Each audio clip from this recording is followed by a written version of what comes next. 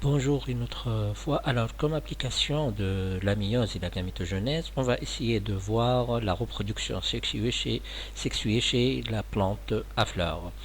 Pour ceci, on va étudier au premier lieu la structure de l'appareil reproducteur de la plante, ensuite comment se forment les gamètes, la gamétogenèse, et enfin comment se fait la fécondation chez la plante à fleurs, dont les conséquences.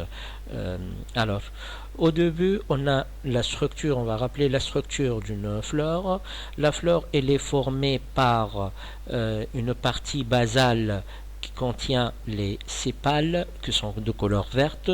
Les pétales, ce sont la partie colorée de la fleur. Et on a l'appareil reproducteur féminin qui est formé de l'ovaire qui contient l'ovule, style et stigmate, et l'appareil reproducteur mâle qui contient le filet et l'antère.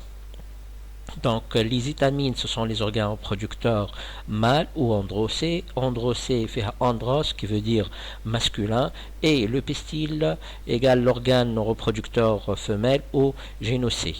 Alors, la structure de graines de pollen, c'est les gamètes mâles. Un grain de pollen, il est de forme sphérique, il contient de l'extérieur vers l'intérieur une membrane externe, membrane interne, et deux noyaux, un noyau sphérique qui est le noyau végétatif et un noyau allongé qui est le noyau reproducteur. Ce sont des noyaux haploïdes. Et alors ici on parle d'une seule cellule ou deux cellules, ce sont deux éléments emboîtés l'un à l'autre.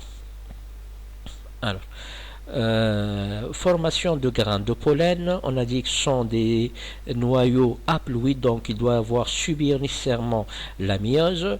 À partir d'une cellule mère à deux N chromosomes, il va se produire la méiose avec la division réductionnelle équationnelle pour obtenir quatre cellules filles haploïdes qu'on les appelle microspores, qui sont des cellules à N chromosomes. Dans chaque microspore, il va se produire une mitose pour donner deux noyaux haploïdes, dans un noyau qui va former le spermatozoïde et un noyau végétatif qui va permettre la formation de tubes polliniques. On parle de mitose, c'est une mitose dans une même cellule, à savoir on va obtenir enfin une grande cellule. Les deux noyaux ne sont pas séparés. Alors, structure du sac embryonnaire. Le sac embryonnaire, c'est l'ensemble d'éléments qui contient le gamète femelle. Alors, il est formé, comme on peut le voir, de 7 cellules avec 8 noyaux. On a 3 au niveau des antipodes. Ensuite, on a une grande cellule à 2 noyaux, et c'est la cellule centrale, et 3 cellules dont 2 synergides et un noosphère. L'oosphère, c'est l'élément le plus important, à savoir c'est le gamète femelle proprement dite. Ce document, si vous voulez, l'orientation elle est inversée. On a ici l'oosphère avec les 2 synergides, la cellule centrale à 2 noyaux et les antipodes.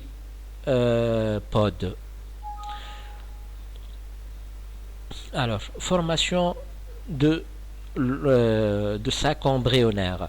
Le sac embryonnaire il est formé à partir d'une cellule mère diploïde qui va réaliser la méiose pour donner 4 cellules. 3 parmi ces 4 cellules vont dégénérer, une seule va persister qui est haploïde, qu'on l'appelle mégaspore. Cette mégaspore va subir 3 mitoses.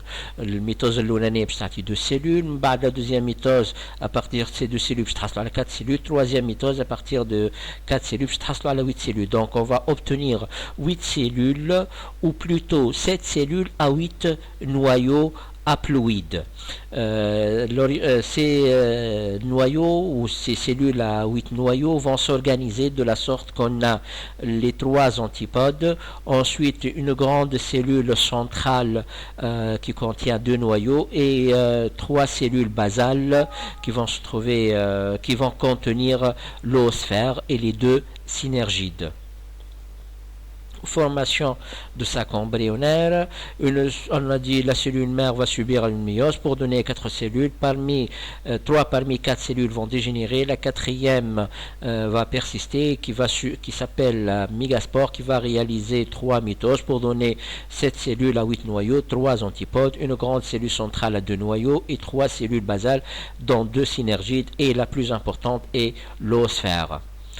Alors, formation de grains et fruits, ou ce qu'on appelle la double fécondation. La pollinisation, et le transfert de grains de pollen d'une plante à l'autre. La pollinisation se fait par le vent, l'homme, l'eau et les insectes.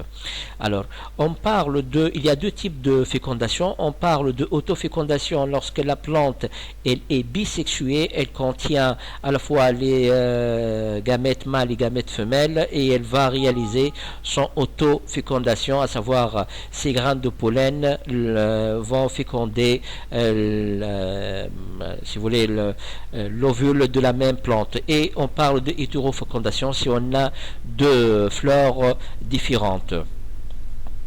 La double fécondation, comment elle se déroule?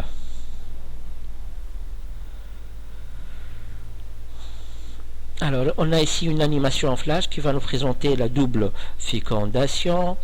On a ici notre fleur, une coupe longitudinale du fleur. On reconnaît là les étamines. Alors, une coupe au niveau de l'étamine, au niveau de l'étamine, oui, montre la présence de grains de pollen avec les 2 noyaux, un noyau producteur et un noyau végétatif, et les membranes de ces noyaux. Aussi, on a le sac embryonnaire qui contient les 3 antipodes, la cellule centrale à 2 noyaux et les 2 synergides et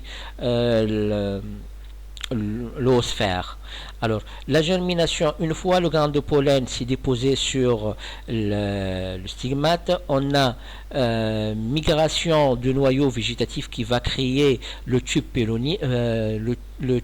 pollinique qui est et l'entrée de noyau reproducteur qui va subir le noyau reproducteur, il va subir une mitose. On va voir ici, pour donner 2 noyaux haploïdes. Ces 2 noyaux, ces 2 spermatozoïdes, chacun il aura un rôle bien déterminé à jouer. Alors, donc la suite de les 2 antézoïdes sont les spermatozoïdes de la plante.